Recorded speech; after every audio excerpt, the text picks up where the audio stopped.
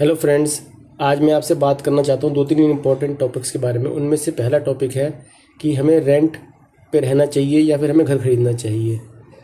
तो चलिए उसी डिस्कशन को स्टार्ट करते हैं। तो फ्रेंड्स, जैसा हम बात कर रहे थे, अगर आप अपनी यंग एज में हो, 25 से 30 साल की एज में हो, तो उस वक्त हमें रेंट पर रहना ज़्यादा सूटेबल होता है। क्योंकि एक तो हमें ये नहीं पता होता कि हमें जॉब कहाँ पे रहना है, कहाँ पे नहीं रहना है, जॉब हम कहाँ पे कंफर्म आगे तक करेंगे नहीं करेंगे। और इंडिया में जो है ये रेंटल यील्ड्स बहुत कम है, 2 से 3% एनुअल है। तो 2 से 3% एनुअल यील्ड में हमें घर मिल जाता है, जबकि 2 से 3% खर्च करके हम 10-12% स्टॉक मार्केट में इजीली जनरेट कर सकते हैं। तो इसलिए स्टार्टिंग के ईयर्स में हमें रेंट पे रहना चाहिए, कम से कम 10-15 साल, ताकि जब तक हमारी शादी हो जाए और हमारे बच्चे हों तब तक हमें पता चल जाए कि हमें ये जॉब पसंद है या नहीं जो हम कर रहे हैं, और हम जहाँ पर रह रहे हैं वो हमारे लिए सूटेबल है कि नहीं। जब ये सब हो जाए उसके बाद हम घर खरीदने के बारे में सोच सकते हैं, और तब तक 10 से 15 या 20 साल के अंदर हमारे इक्विटी पोर्टफोलियो बिल्ड हो जाता है। अगर हम अपना इनिशियल स्टेजेस में, अपने शुरुआत के सालों में ही मान लीजिए घर खरीद लेते हैं, तो हमारा जो ईएमआई का बर्डन होगा 20-25 सालों के लिए हम पे पड़ जाएगा, और उस ईएमआई की वजह से हम अपना वेल्थ बिल्डिंग नहीं कर पाएंगे, ना हम एसआईपीस कर पाएंगे, ना हम कोई इन्वेस्टमेंट कर पाएंगे। हमारा जो भी इनकम होगी उसका काफ़ी बड़ा जो पोर्शन होगा वो ईएमआईज़ को पेड करने में चला जाएगा। तो उस वजह से हम अपना कोई कॉर्पस बिल्ड नहीं कर पाएंगे, और 15 से 20 साल बाद जब हमारी ईएमआईज़ ख़त्म होंगी तब जाकर हम अपना स्टार्ट करेंगे, और तब तक बहुत लेट हो जाएगी। क्योंकि कंपाउंडिंग के अंदर जितना जल्दी आप स्टार्ट करते हैं उतना अच्छा होता है।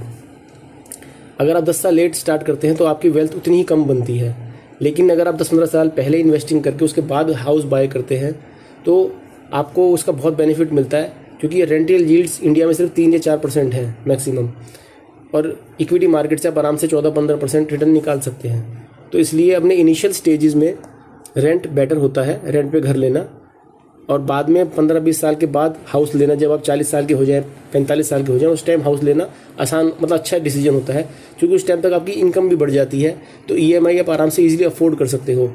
और आपने इतने 20-25 साल, 15-20 साल इन्वेस्ट करके जो कॉर्पस बिल्ड करा होता है वो आपको एक सपोर्टिंग फैक्टर देता है, तो आपको प्रॉब्लम नहीं होती। कोई भी प्रॉब्लम मतलब होती है तो आप आराम से उससे बाहर निकल सकते हो, क्योंकि आपके से कॉर्पस तब तक थोड़ा बहुत बिल्ड हो जाता है। तो इसीलिए अपने 25 से 30 साल, 35 साल, 40 साल तक की एज तक जो मेरा राय है, आपको रेंट पे रहना चाहिए, और तब तक मतलब माल अपना पैसा इन्वेस्ट करते रहना चाहिए इक्विटी मार्केट में। और फिर 40 साल, 45 साल की एज के बाद आपको घर बाय करना चाहिए, ताकि फिर उस टाइम ईएमआई का बर्डन भी आप इजीली पे कर सकते हैं, और जो पहले पैसा आपका इकट्ठा हुआ है वो आपको एक सपोर्ट में रहेगा। कभी भी प्रॉब्लम होती है तो उस पैसे को आप यूज़ कर सकते हैं। फ्रेंड्स, तो नेक्स्ट मैं आपसे जिस टॉपिक पर बात करना चाहता हूँ वो होता है रूल ऑफ 72, जिसके बारे में मैंने पहले ही बात की थी। और उसके अलावा रूल होता है रूल ऑफ 114, और जो तीसरा रूल होता है रूल ऑफ 144। ये तीनों रूल कंपाउंडिंग में बहुत ज़्यादा इंपॉर्टेंट होते हैं। तो चलिए उसके बारे में बात करते हैं। तो फ्रेंड्स, जैसा मैंने आपको पिछली भी एक वीडियो में बताया था, रूल ऑफ 72 वो रूल होता है जिससे हमें ये मालूम पड़ता है कि हमारा पैसा कितने साल में डबल हो रहा है। ये कंपाउंडिंग का बहुत इंपॉर्टेंट रूल है। अगर हमें 12% रिटर्न मिल रहा है तो हम 72 को 12 से डिवाइड करेंगे तो हमारा 6 साल का टाइम आ जाएगा। इसका मतलब हर 6 साल में हमारा पैसा डबल हो रहा है, अगर हमें 12% रिटर्न मिल रहा है अकॉर्डिंग टू रूल ऑफ 72। इसी तरह दूसरा रूल होता है रूल ऑफ 114। इसका मतलब ये होता है कि हमारा कितने साल में पैसा ट्रिपल हो रहा है। तो अगर उसी हिसाब से हमें 12% रिटर्न मिलता है तो हम 114 को अगर 12 से डिवाइड करेंगे तो 9.5 साल आता है। इसका मतलब हर 9.5 साल में हमारा पैसा 3 टाइम्स हो जाएगा। और इसी तरह रूल ऑफ 144 होता है। रूल ऑफ 144 में हमें ये पता चलता है कि हमारा पैसा कितने टाइम में 4 टाइम्स होगा।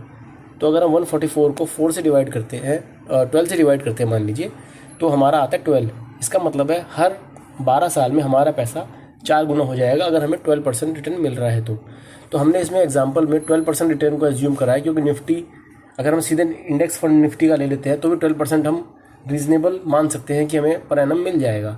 तो अकॉर्डिंग टू रूल ऑफ 72 हर 6 साल में हमारा पैसा डबल हो जाएगा, और हर 9.5 साल में 3 गुना हो जाएगा, और हर 12 साल में 4 गुना हो जाएगा अकॉर्डिंग टू दीज 3 रूल्स।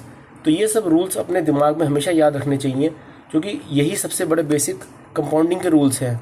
क्योंकि अगर हर 6 साल में हमारा पैसा डबल हो रहा है तो 6 साल में डबल, 12 साल में 4 गुना, 18 साल में 8 गुना, उस तरह से बढ़ते बढ़ते अगर आप 30-35 साल तक इसे आगे खींचेंगे तो बहुत बड़ा कॉर्पस बिल्ड हो जाता है। और सब लोग कंपाउंडिंग को बहुत छोटी चीज़ समझते हैं, जबकि ये बहुत बड़ी चीज़ है। ये 8th wonder of the world है। और जितने भी लोगों ने शेयर बाज़ार में या किसी भी इन्वेस्टिंग प्रोडक्ट में बड़ा पैसा बनाया है, उसने कंपाउंडिंग से ही बनाया है। कंपाउंडिंग के बिना कभी भी बड़ा पैसा आपका नहीं बन सकता। तो फ्रेंड्स, आज हमने बात करी कि 2-3 टॉपिक्स के बारे में कि क्या हमें रेंट पे रहना चाहिए या घर खरीदना चाहिए, जिसका मेरे हिसाब से तो यही निष्कर्ष निकलता है कि अगर आप 25 से 30 साल की एज में हैं तो आपको इनिशियल स्टेज में तो रेंट पर ही रहना चाहिए, क्योंकि इंडिया में रेंटल यील्ड्स बहुत कम है, 2-3% है। जबकि आप उसी पैसे को जो आप रेंट की EMI में देंगे, उस पैसे को अगर आप स्टॉक मार्केट में डालो तो आराम से 14-15% आप आराम से XIRR निकाल सकते हो।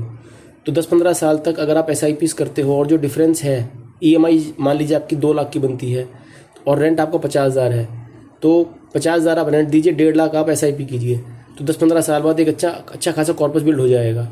उसके बाद आप घर खरीद कर और EMIs मतलब चालू कर सकते हैं, क्योंकि उस टाइम तक आपकी इनकम भी इंक्रीज़ हो जाएगी और आप इजीली EMI पे कर सकेंगे और आपका ऐसे कॉर्पस बिल्ड हो जाएगा, अपने पास स्टेबिलिटी आ जाएगी और आपको पता चल जाएगा आपको किस शहर में रहना है, कौन सा जॉब आपको करना है, कौन सा नहीं करना है।